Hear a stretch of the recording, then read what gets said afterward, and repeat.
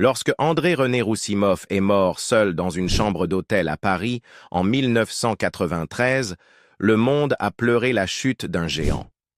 Mais derrière les gros titres évoquant une insuffisance cardiaque et les discours d'hommage se cachait une histoire bien plus sombre et douloureuse. Une histoire que les médias n'ont jamais réellement racontée. André le Géant n'était pas seulement une légende du catch. C'était un homme qui vivait dans une agonie silencieuse, enseveli sous le mythe et incompris par presque tout le monde.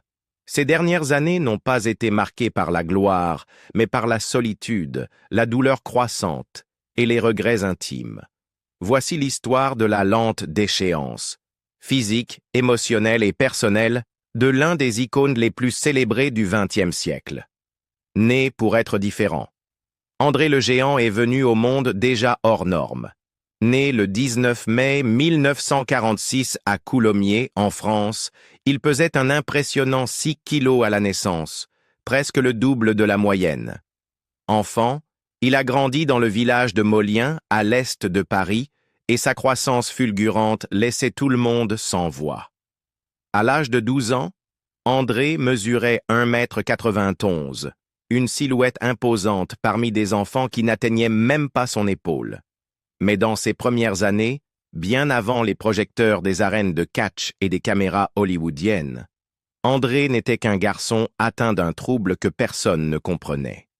Il travaillait dur dans la ferme de son père, capable de soulever des charges que même des hommes adultes peinaient à porter. Quand cela ne suffisait pas, il suivait des apprentissages en menuiserie et en usine.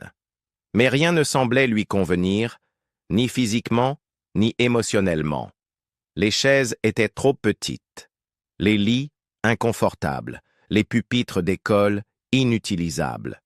Il quitta l'école à 14 ans, pensant devenir fermier comme son père. Mais bientôt, il commença à rêver d'autre chose, une vie qui ne serait pas limitée par un monde physique qui lui rappelait sans cesse qu'il n'y avait pas sa place. La taille extraordinaire d'André était causée par une maladie rare appelée l'acromégalie, bien qu'il ne soit officiellement diagnostiqué que des années plus tard. Cette maladie, provoquée par une tumeur à l'hypophyse, fait produire à l'organisme une quantité excessive d'hormones de croissance. Les os continuent alors de croître, indéfiniment. Chez les enfants, cela provoque le gigantisme. Chez les adultes, cela entraîne des douleurs chroniques, des déformations et souvent une mort prématurée.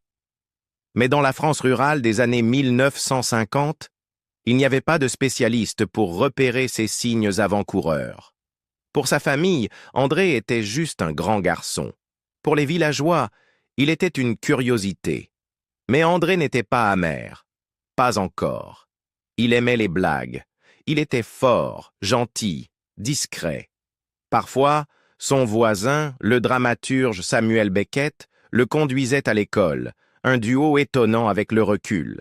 Mais il s'agissait simplement d'un adulte bienveillant offrant une place à l'arrière de son camion à un garçon trop grand pour le bus scolaire. Ce n'était pas une amitié, juste une nécessité. Pourtant, cette anecdote deviendra plus tard une légende, comme tant d'aspects de la vie d'André. À 18 ans, André partit pour Paris.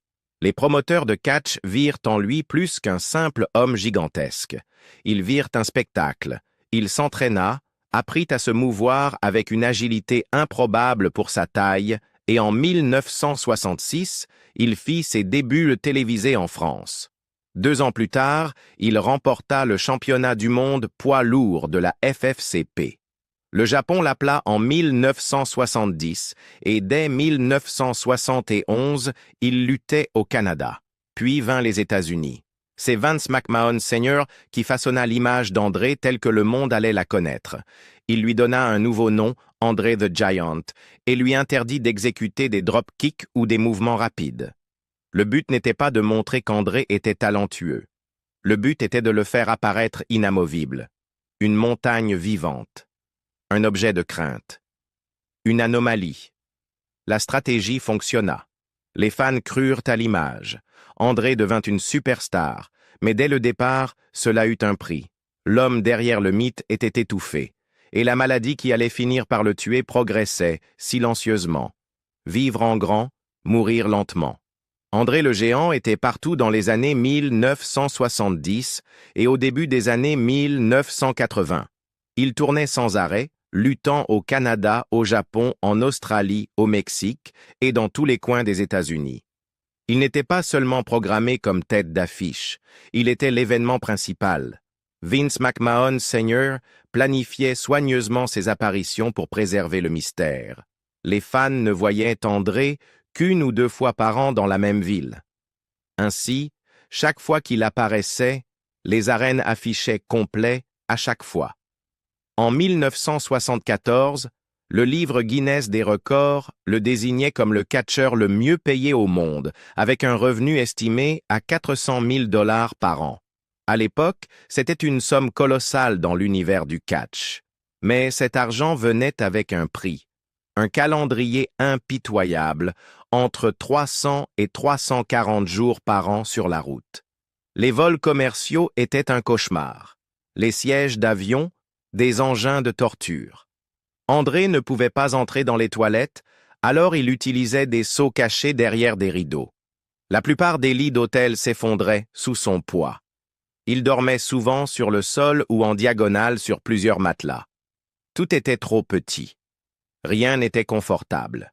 Et la douleur s'installait. Au début des années 1980, les articulations d'André commencèrent à céder. Sa colonne vertébrale se dégradait.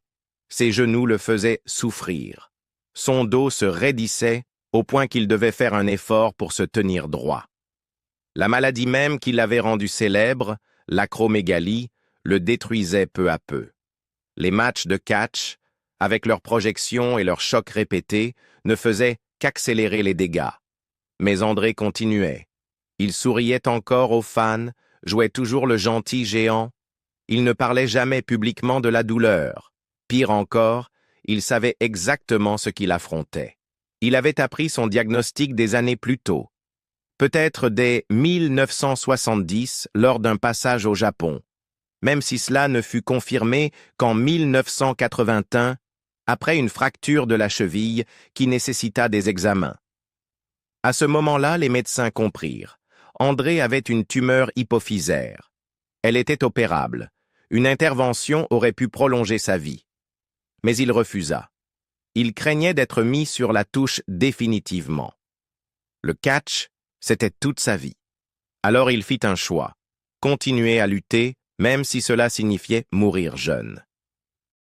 Plutôt que des médicaments, André se tourna vers l'alcool. Non par imprudence, mais par pragmatisme. Il voyait comment d'autres catcheurs devenaient dépendants aux antidouleurs. Il ne voulait pas de cette vie. Alors il buvait, beaucoup, méthodiquement. Cela apaisait la douleur. Des amis comme Ted DiBiase ont révélé plus tard qu'André buvait pour pouvoir fonctionner. Il n'aimait pas être ivre. C'était juste le seul moyen qui marchait.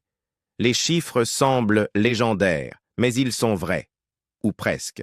Hulk Hogan a déclaré qu'André pouvait boire plus de 100 bières en une nuit. D'autres, comme Dusty Rhodes et Mike Graham, juraient qu'il en avait déjà bu 156. Carrie Elwes de The Princess Bride se souvenait de la boisson favorite d'André, The American, un mélange de tous les alcools disponibles derrière le bar versé dans un pichet de bière. Cela avait le goût du kérosène. Mais pour André, c'était le goût du soulagement. En coulisses, cette consommation était un signal d'alarme. André s'automédicamentait. Il déclinait, et tout le monde autour de lui commençait à s'en rendre compte, même s'il refusait de le dire à voix haute. Chirurgie, cinéma et poids des attentes. En 1986, André le Géant se retrouva sous un nouveau genre de projecteur, non pas sur le ring, mais sur un plateau de tournage. Il avait été choisi pour incarner Fezzik, le gentil géant dans The Princess Bride de Rob Reiner. Le rôle était parfait. Il ne nécessitait pas un jeu d'acteur technique, mais une présence. Et André en débordait. Pourtant, ce que le public ne vit jamais, c'est la douleur insupportable qu'il endura durant le tournage. Son corps, à ce moment-là, tenait à peine debout.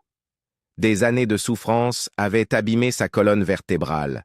Et au début du tournage, à la fin de 1986, André ne pouvait pratiquement plus rester debout longtemps.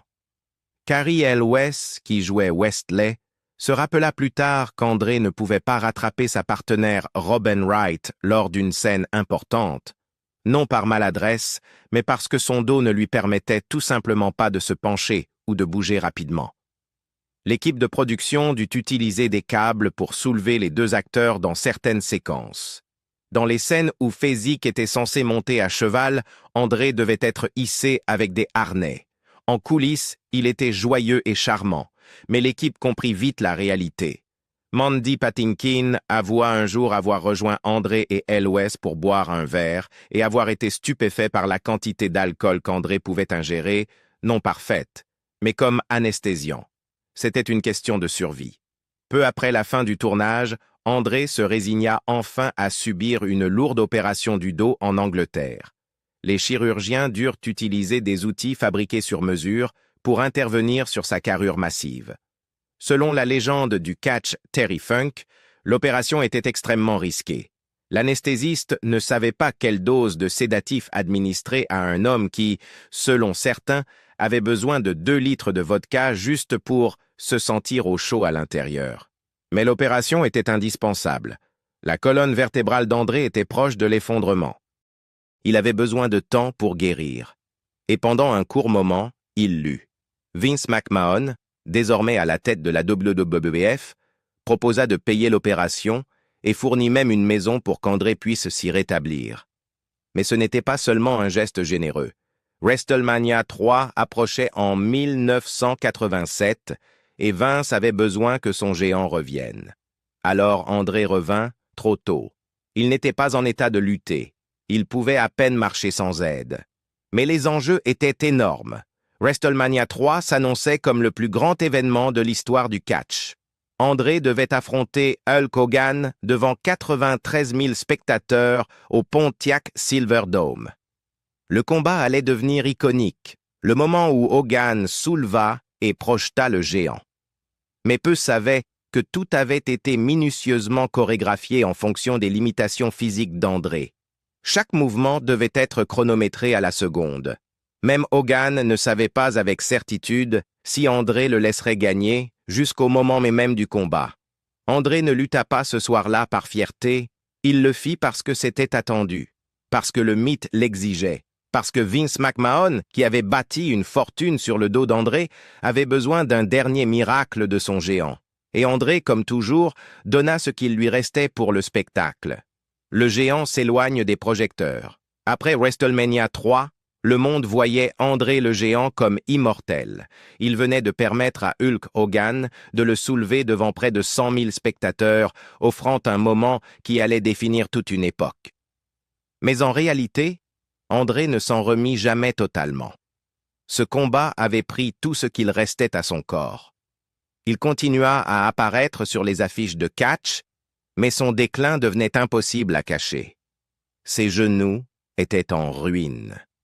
Sa colonne vertébrale avait déjà été opérée. Désormais, même marcher nécessitait de l'aide. Lors des combats, il commença à s'appuyer sur les cordes pour garder l'équilibre. Ses mouvements étaient plus lents, parfois visiblement pénibles. En coulisses, les catcheurs remarquaient qu'il avait besoin d'aide simplement pour se tenir debout ou lasser ses bottes. Les combats en équipe devinrent la norme, non parce qu'ils étaient passionnants, mais parce qu'ils permettaient à André d'en faire moins. Laisser son partenaire mener le match, se reposer dans un coin du ring. En 1991, André fit ce qui serait sa dernière apparition sur le ring pour la WWF aux États-Unis. Une bataille royale à 17 participants lors d'un show non télévisé à Détroit. C'était plus symbolique qu'autre chose. Il n'était pas un candidat crédible à la victoire. C'était surtout une manière d'honorer sa présence. La même année, à SummerSlam 1991, il apparut non pas en tant que catcheur, mais en tant que figure au bord du ring, soutenant The Bushwhackers, appuyé sur des béquilles. Les fans applaudirent, mais la réalité était évidente. Le géant ne pouvait plus marcher seul. Même sa voix avait changé. Jadis puissante et pleine d'énergie, elle était désormais rauque et basse. Ses amis de longue date disaient qu'il ne se plaignait pas, mais qu'on pouvait voir les ravages. Son rire devenait plus discret, ses nuits plus longues, et la route, autrefois synonyme de gloire, était devenue une prison. Les vols étaient insupportables. Les hôtels n'étaient toujours pas faits pour un homme de sa taille. Des portes trop étroites, des toilettes trop fragiles, des lits trop mous. Chaque ville apportait une nouvelle douleur.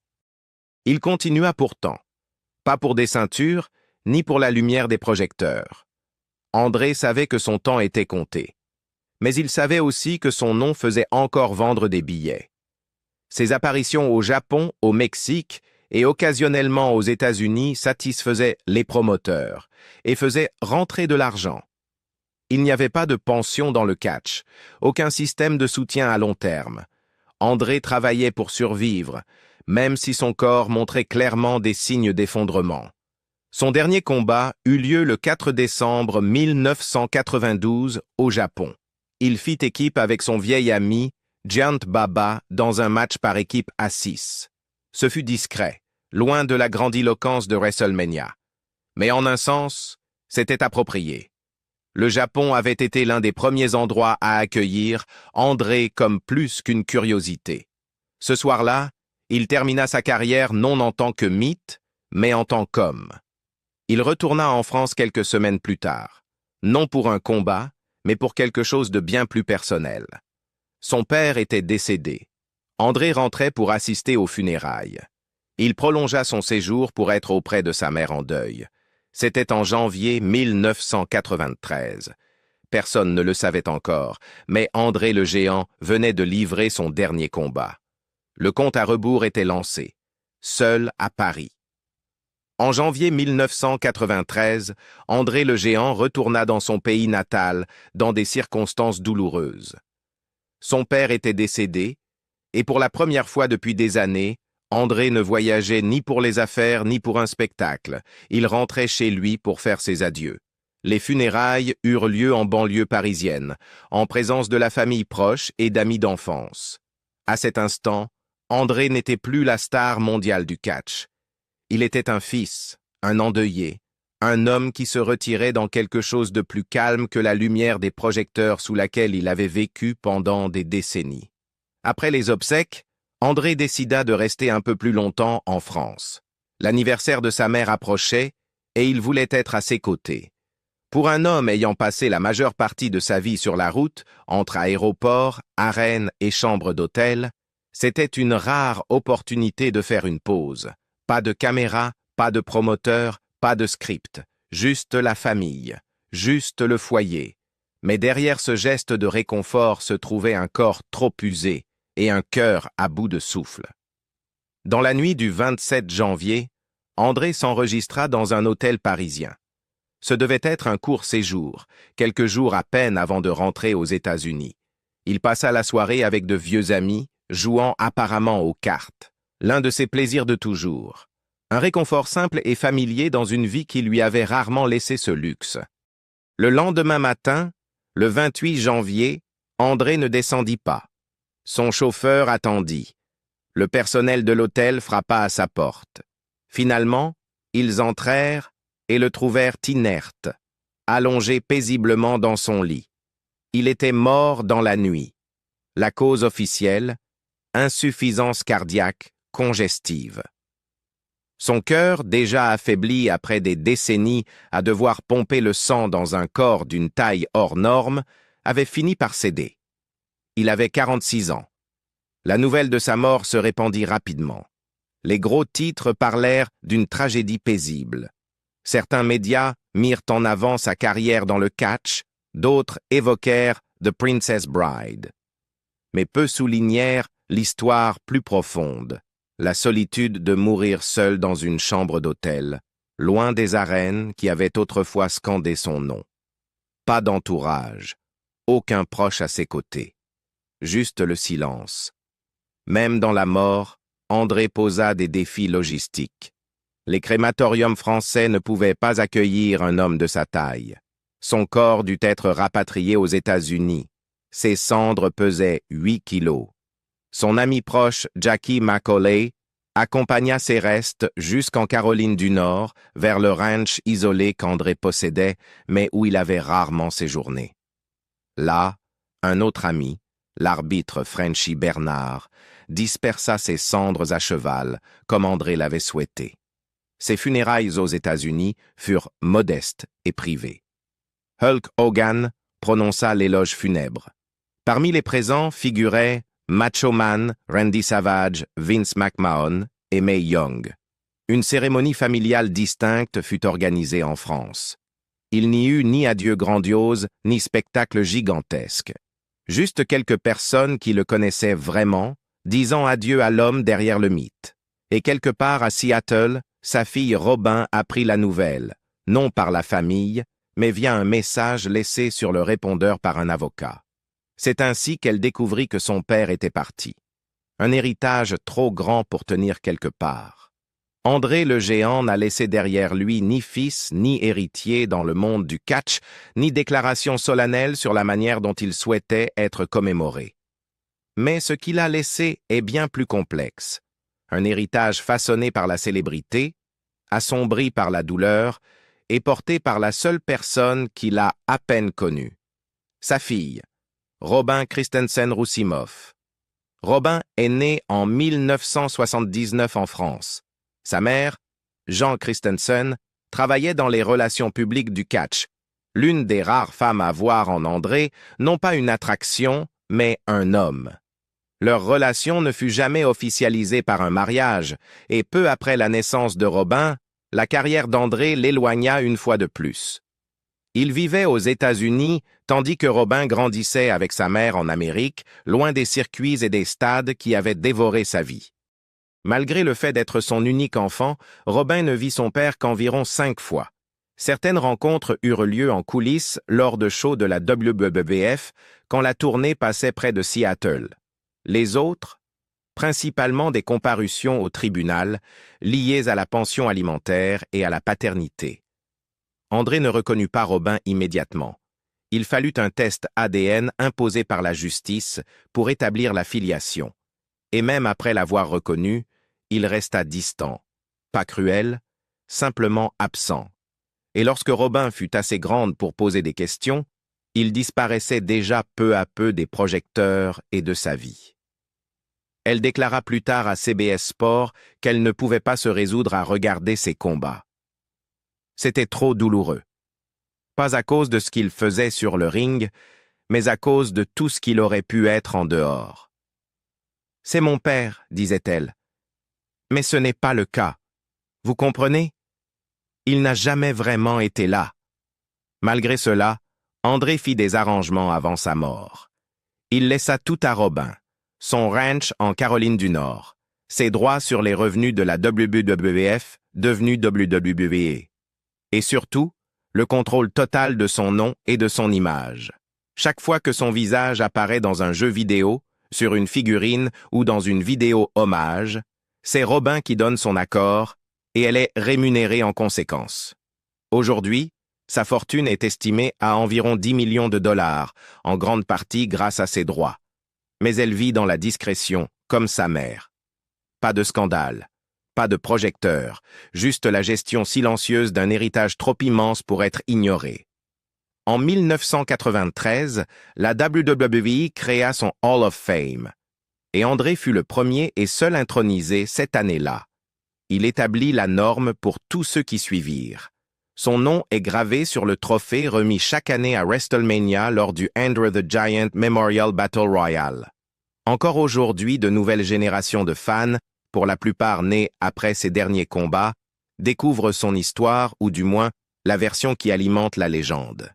Mais pour ceux qui l'ont connu, et pour la fille qui n'en a eu qu'un bref aperçu, cette légende a eu un prix. André passa sa vie à dominer le monde, sur les affiches, sur le ring, dans les souvenirs. Mais il est mort comme tant d'autres, dans le silence, la douleur et loin de ceux qui l'aimaient. André le géant était plus grand que nature à tous les égards, mais derrière le mythe se cachait un homme qui souffrait bien plus qu'on ne l'a jamais su. Qu'est-ce qui vous a le plus surpris dans son histoire? Dites-le nous en commentaire. Et si vous souhaitez découvrir d'autres vérités méconnues sur les légendes du catch, n'oubliez pas de liker et de vous abonner.